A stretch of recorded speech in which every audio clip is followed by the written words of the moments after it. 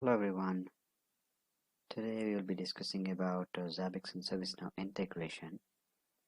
This is going to help us by creating a ticket, basically an incident whenever an issue is seen in the Zabbix side. So the flow is whenever there is an issue, it is captured by the templates deployed across the servers or the devices, and they'll be reported in the Zabbix console. And as per the criticality, for example, if it is a high or a warning or a disaster, then accordingly we will create a ticket in ServiceNow. So in the version 5 and above, Zabbix has created a lot of media types. They have given out of the box media types, a lot of them compared to the earlier versions. So let us concentrate on the ServiceNow alone. So as we can see, Zabbix has created integration with email, with Jira, Mattermost, Microsoft Teams, Opsgenie, PagerDuty, ServiceNow, Slack, SMS, Telegram, Zendesk, and other integrations can be done through the API calling. So let us now concentrate on ServiceNow. So we have a few configurations that is to be made, a very simple ones that can be done, and we'll be ready to take on the integration very quickly. So we'll have to come to this out of the box ServiceNow setting. It'll be through a webhook. We can keep the entire message information given here as is, but we'll have to vary only three informations. One is you have to put the ServiceNow URL.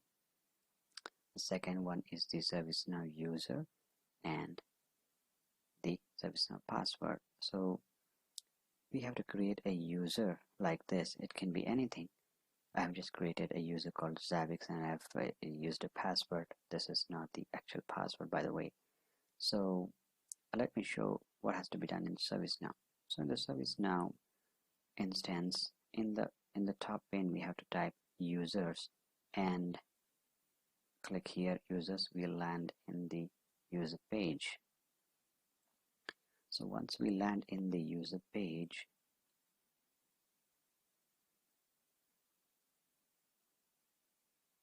we can see a lot of users created. So we have to create a new user for us. So that can be done very easily. So let me show a user that I have created.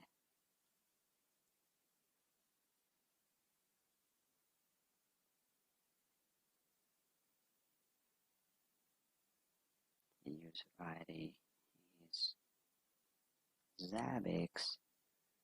So click on run. Okay, here when we create a user, a password will be associated with it. Here we have to enter the password, and there are two roles that are very important to be created. Here we can see around 14 roles are created. Sorry, not roles.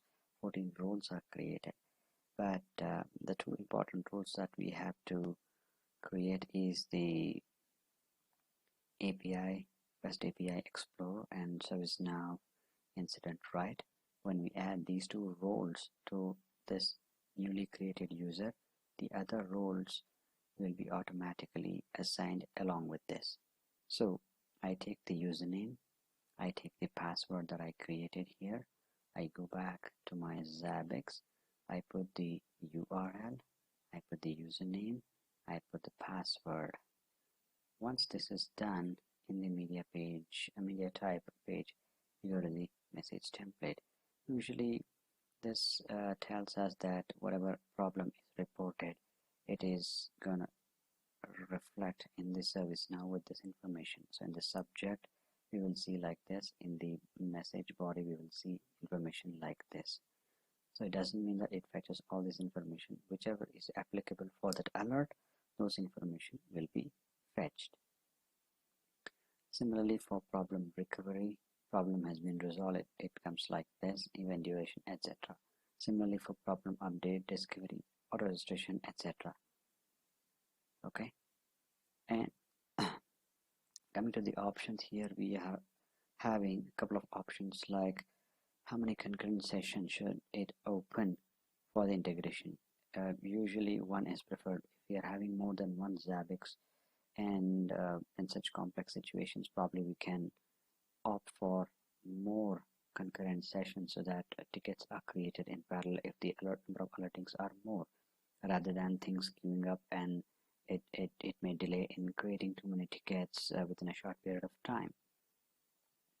So if at all if at all a ticketing fails, then it'll wait for 3 attempts. Okay, the attempt history and attempt interval is 10 seconds. Okay, next important is that we have to create one integration user. I have created a user called as ServiceNow Integ user in the Zabbix. So let's see what it is. Basically, I am making this a part of the Zabbix administrators group. I am keying in a password, and then I can keep the refresh rate as 30 seconds and number of hosts. This is not very important here. This is very important. I come to the media. Let me click on edit and show. Okay, there are many drop downs here. I select ServiceNow because that is what I am interested in for this particular user.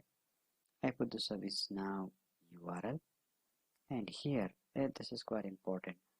By default, out of the box, it says this integration will work every hour, every day of the week. So if I want to restrict to only business hours ticket to be created, then I can put probably 1 to 5 means Monday to Friday, and then 9 to 5 means 9 in the morning to 5 in the evening.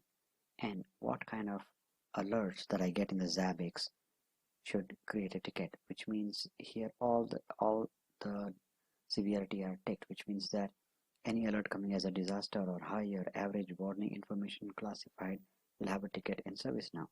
But now probably I do not want to create any ticket for not classified information warning. So I just retain the average, high, and disaster. Most importantly, I need to keep the enabled tick mark. I can click on update. So this is it. And then coming to the permission, I should make this as a Zabbix super administrator. Though nobody will be logging in to this particular account, this is needed. I click on update. And one more task is to be done. I have to come to configurations, and then I have to click on actions because I need to tell what different alerts I need to create a ticket on. So first I went to the media types. I keyed in some information with respect to the ServiceNow integration. Then I went to the user. I created a user. I keyed in the password. I keyed in the ServiceNow URL, and then for what severity of the Zabbix alert ticket is to be created, and then I made it a super admin. Now coming to the actions, I have to come to trigger actions. There are 4 different actions here: trigger actions, discovery actions, auto registration actions, internal actions. I will cover each of these later, but for now let us concentrate on trigger actions. So this comes out of the box like report problems to Zabbix administrator. I just click on the edit, and what all groups I need to create a ticket on. So by default I'm interested in a few of these, so I just start selecting one by one.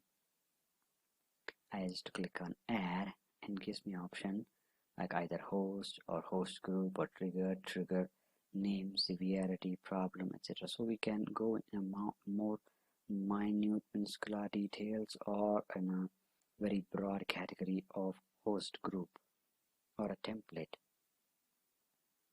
Okay, once this is selected, we'll have to go to the operations tab. Here the default here, let me tell you another thing. Here what we will have to do is we'll have to put a rule what it has to do.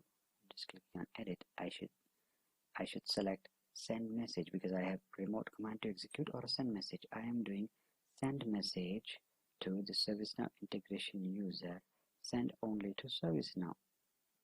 This is only to create a ServiceNow ticket. Now, recovery option, if I want to send a closure to the ServiceNow or not. If I want to keep it one way, I can just delete this. Okay, this is going to create a ticket immediately in ServiceNow as soon as an alert is seen in Zabbix. Suppose I have a very interesting use case wherein the admins, the network admins or the server admin says that okay, there are many alerts that may fluctuate within 5 minutes or less than a couple of minutes.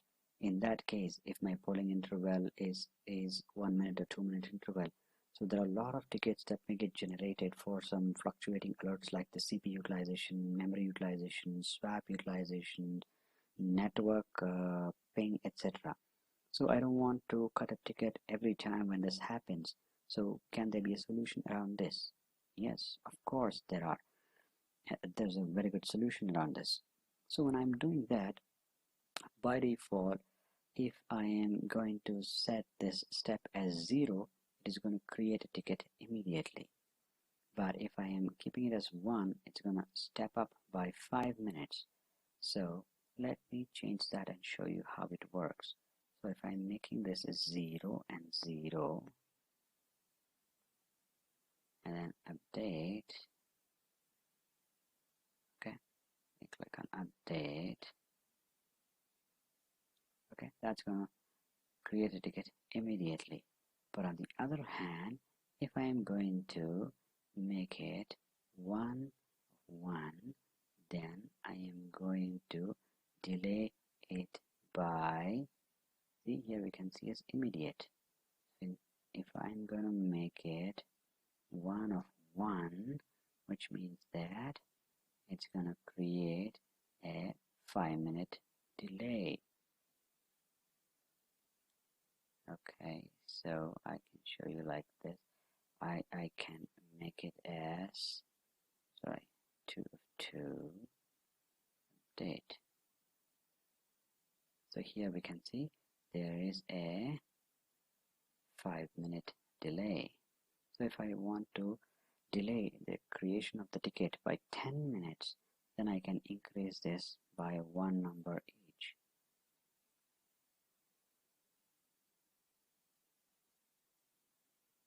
So as and when I increase 1 number each, it's going to delay the creation of the ticket as of now by 10 minutes, which means that any alert getting triggered and resolving within the 10 minutes of its creation, then there would not be any ticket created for them. So let me revert it to 2 so that I have a waiting period of 5 minutes. I am gonna click on update, and now let us see when I am going to the problems page here.